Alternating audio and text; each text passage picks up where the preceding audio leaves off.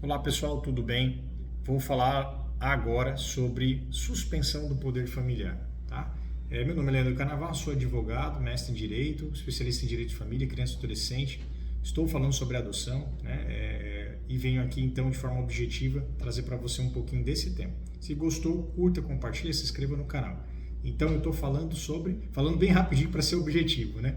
Então vou falar agora sobre suspensão do poder familiar. Está aqui na minha lista de temas que eu separei para abordar com vocês. Suspensão do poder familiar.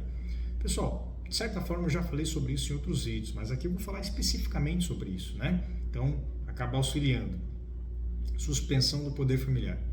Antigamente falava-se em pátrio poder, né? Na época em que a família era patriarcal, onde o pai era o chefe de família. Isso não existe mais, né? Por mais que a gente ainda veja isso em algumas localidades, né?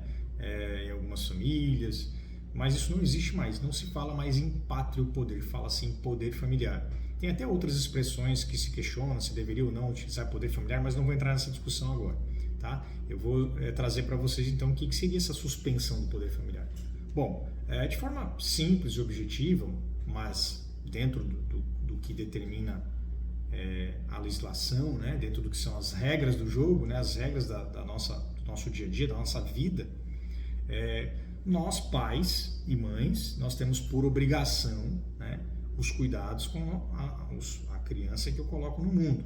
Não só com a criança que a gente coloca no mundo, mas com as demais também. Mas estou aqui falando em especial sobre os filhos, sobre a própria sobre os nossos descendentes, né? Então, nosso filho ou filha, nós temos a obrigação, o dever legal de cuidado, né? Nós temos obrigação.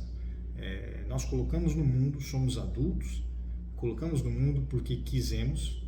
Ah, mas comigo foi sem querer, foi por acaso. Gente, mas todos hoje em dia têm a máxima compreensão de como se prevenir, como evitar.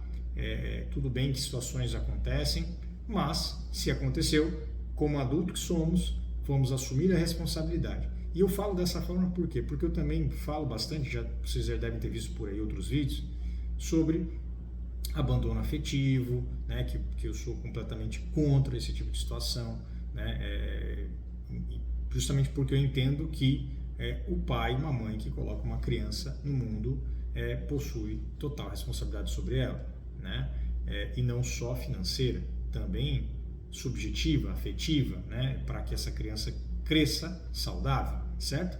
Então vamos lá. A suspensão do poder familiar, ela ocorre quando a rede de proteção da criança e adolescente percebe que aquela família, aquele local onde essa criança está inserida, está oferecendo alguns riscos, E aí, aquela equipe que está ali envolvida, seja de assistente social, seja de conselho tutelar, seja de psicólogo, seja de outros funcionários da prefeitura, enfim, depende da localidade que você está aí, no Brasil afora, né?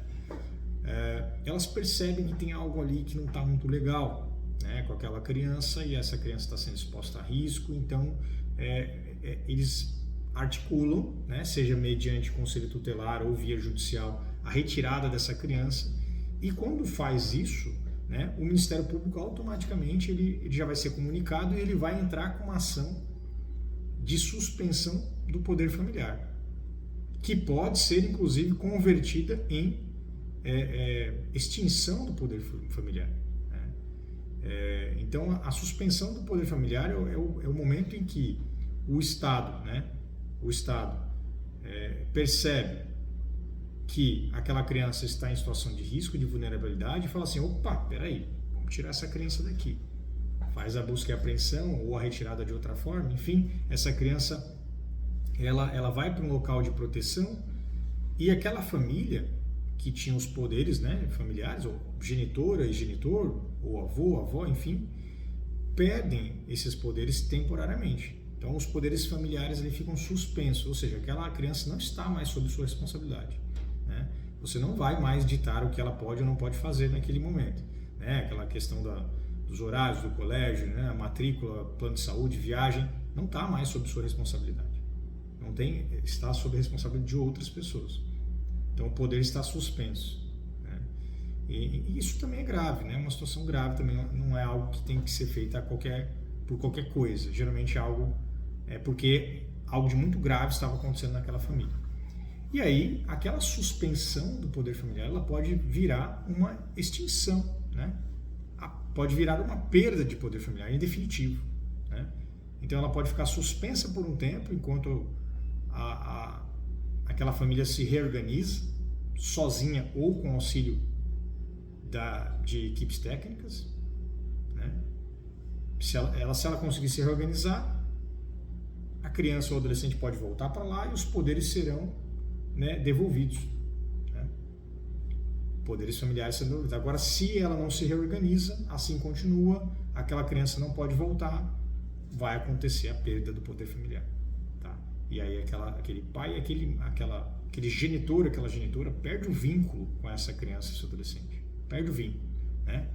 Por isso que eu nem falo mais a palavra pai e mãe, eu falo às vezes na força do hábito, mas aquele pai e aquela mãe perdem o vínculo, ou seja, viram meros genitores, por isso a mudança de expressão aqui, né? Então eles viram apenas genitores, eles foram genitores, eles deram o gen para aquela criança nascer, mas perderam completamente o vínculo e agora aquela criança ela passa